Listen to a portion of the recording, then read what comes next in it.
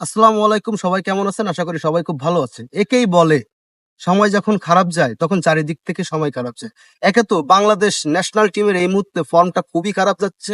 পাশাপাশি বৈরী আবহাওয়ার কারণে কিন্তু আমরা দেখলাম যুক্তরাষ্ট্রের সাথে বাংলাদেশের যে প্রস্তুতি ম্যাচটা ছিল ওটাও কিন্তু ভেস্তে চলে গেছে এবং পরবর্তী যে ম্যাচগুলো আছে বাংলাদেশের প্রস্তুতি ম্যাচ সেটা না হওয়ার সম্ভাবনা কিন্তু অনেকটাই বেশি। আসলে বাংলাদেশ টিম এই মুহূর্তে একটা দোটানার ভিতরে তাদের সময়টা পার হচ্ছে। বাংলাদেশ টিমের আসলে ফর্মটা খুবই ভালো যাচ্ছে না।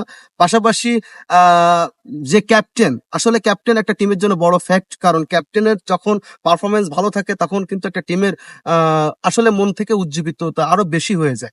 তো নাজমুল হোসেন শান্ত একমাত্র ক্রিকেটার যে ১১৯ স্ট্রাইক রেট নিয়ে এই বিশ্বকাপের মতো মঞ্চে সে খেলতে গিয়েছে এবং পাশাপাশি তার নিজের ফর্মটাও কিন্তু খুবই বাজে যাচ্ছে।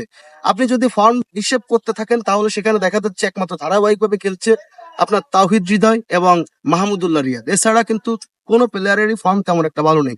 লাস্ট ম্যাচে আপনারা মুস্তাফিজুর রহমান ৬ টা উইকেট পেয়েছে ১০ টা রান খরচ করে। এটা আমাদের দলের জন্য একটা বিগ অ্যাচিভমেন্ট। কিন্তু এটাতে কিন্তু খুশিতে গা ভাসিয়ে দেওয়ার মতো আমাদের কিছুই নাই। কারণ যুক্তরাষ্ট্রের মতো টিমের কাছে আমাদের এই জয় মানে অতি সামান্য একটা হিসেব করতে পারেন। বিশেষ করে আমাদের সিরিজটা কিন্তু জয় হওয়ার কথা ছিল। সেখান থেকে কিন্তু আমরা সিরিজটা হেরে গেছি। আমাদের কিন্তু এদিকে ফোকাসটা বেশি দেওয়া উচিত। কারণ যুক্তরাষ্ট্রের মতো টিমের কাছে আমরা এই ধরনের পারফরমেন্স করবো এটা কিন্তু আমরা আগে থেকেই জানতাম। যেটা কিন্তু আমরা লাস্ট ম্যাচে দেখতে পেয়েছি। আপনার আরো একটা কথা আমরা অন ফিল্ডের পর্দায় দেখেছিলাম সামি ভাই তখন একটা কথা নিয়ে রিসার্চ করতেছিলেন যে একটা মুস্তাফিজুর রহমানকে একটা ক্যাপ্টেনই ভালো মতো রিড করতে পারে এবং একটা মুস্তাফিজুর রহমানকে একটা ক্যাপ্টেন যখন ভালো মতো ব্যবহার করতে পারে তখন কিন্তু একটা মুস্তাফিজুর রহমান হয়ে ওঠে। যেটা কিন্তু আমরা চেন্নাইয়ের মাঠে দেখেছিলাম। চেন্নাইয়ের ধোনি মুস্তাফিজুর রহমানকে কিভাবে বল করেছিল। মুস্তাফিজুর রহমান দ্বিতীয় ম্যাচে যে একটা বাজে বোলিং করেছিল, ম্যাচ শেষে আপনার যুক্তরাষ্ট্রের ক্যাপ্টেন সে কিন্তু জানিয়েছিল যে মুস্তাফিজুর রহমান স্লোয়ার করবে এবং সে যদি বাতাসের বিপরীত দিক থেকে যদি বল না করে তাহলে কিন্তু তার বলটা বেশি একটা ইফেক্টিভ আসবে না। যার কারণে আমরা খুব সহজেই তাকে মারতে পেরেছিলাম। তো এই ম্যাচটাতে আমরা দেখেছিলাম মুস্তাফিজুর রহমান কিন্তু বাতাসের বিপরীত দিক থেকে বল করেছে। কারণ বাতাসের বিপরীত দিক থেকে যখন বল করা হয় মুস্তাফিজুর রহমানের এই যে স্লোয়ার যে কাটার এটা কিন্তু most of the time best একটা ইফেক্টিভ ফেলে এবং যার ফলশ্রুতিতে মোস্তাফিজুর রহমান কিন্তু ৬ টা উইকেট লাভ করেছে। পাশাপাশি আমরা দেখেছি মুস্তাফিজুর রহমান আপনার লেফট হ্যান্ড ব্যাটসম্যানদের জন্য রাউন্ড দ্য উইকেট এসে বল করার ট্রাই করতেছে। একটা নতুন পদ্ধতি সে নিচ্ছে। এটাতে সে ২ টো উইকেট পেয়েছে, বোল্ড করেছে।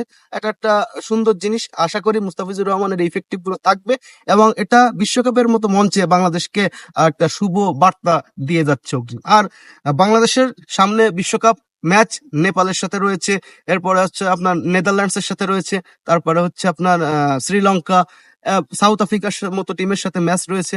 তো এই ম্যাচগুলো বাংলাদেশ টিম বাই টিম আপনার যদি এক একটা টিমকে রিড করে ভালো মতো অ্যানালাইসিস করে পর্যবেক্ষণ করে যদি সুন্দর করে মাঠে নামতে পারে তো আশা করি দ্বিতীয় পর্বে খেলা আমাদের জন্য তেমন একটা কঠিন বলে কিছু হবে না। তো বাংলাদেশের জন্য শুভকামনা থাকবে যেন বাংলাদেশ সুন্দরভাবে কামব্যাক করতে পারে, বিশেষ করে সাকিব আল হাসান যার কামব্যাকটা আসলে বাংলাদেশ টিমের জন্য এই মুহূর্তে খুবই প্রয়োজনীয়। Shakib Al Hasan because she is the number 1 allrounder for Bangladesh team, not for the Bangladesh team but also for the whole cricket nation. So ১৭ কোটি জনগণ আমরা যারা আছি আমাদের তো সবারই চাওয়া একটাই, বাংলাদেশ ন্যাশনাল টিম যেন একটা ভালো পারফরমেন্স দেয় এবং বাংলাদেশকে রিপ্রেজেন্ট করুক এবং আমাদের হাতের ট্রফিটা আমাদের কাছে যেন আসে। তো এটাই থাকবে শুভকামনা বাংলাদেশ টিমের জন্য। ২ তারিখ থেকে আপনার বিশ্বকাপ শুরু হচ্ছে। Best of luck Bangladesh team. আপনারা সুন্দরভাবে মাঠের খেলাটা পর্যবেক্ষণ করুন। আর আমরা যারা দর্শকরা আছি আমরা আপনাদের জন্য ইনশাআল্লাহ দোয়া করব। ভালো থাকবেন সবাই, সুস্থ থাকবেন সবাই। বাংলাদেশ টিমের সাথেই থাকবেন। আল্লাহ হাফেজ।